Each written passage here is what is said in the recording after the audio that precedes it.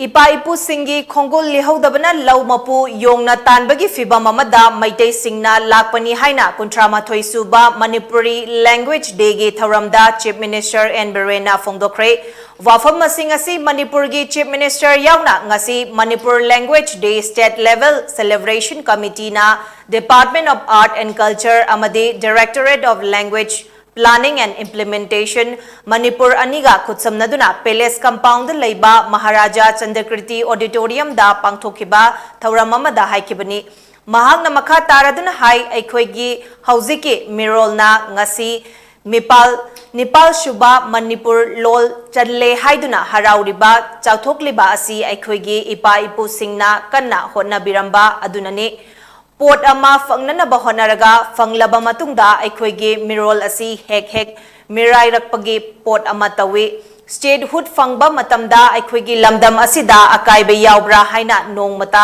khanta hodaba yenglutaba harauringaida furup asi mutpagi fibam amada lakli Manipurda lairik haiba migi masing aduki matik yamle adubu lamdam asina Haurakhiba struggle taurakhiba chahi taret khuntakpage matamda aikhoina karamna lantheknarakhiba British officer mga kakhiba Mr. Grahamwood hatkibagi wari international level da puthoktuna yonba yaba lairik amata puthokri aikhoigi Epa Epugi haurakfam nongmata nainade masinade Mapu Yongna Tanbagi Fibam amada Lakpani HYNA PHONGDOKKHRE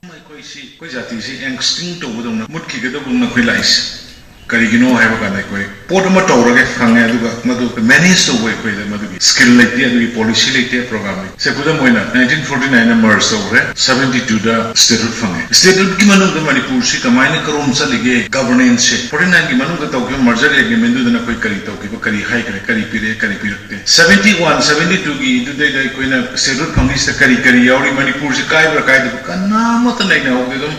Isa tirang the Harauraga, only if you see a question. Lamapu question, Yongna Tanbagi to be pure lice. A question careless. A queen of tomato music at the pay. A queen machine children of the young tomato. A queen machine who never managed by Kuri, my mom, and young Aduga. Tasiana, Epa Epugi Potuma, Fajana preserved on the Bohona of the day.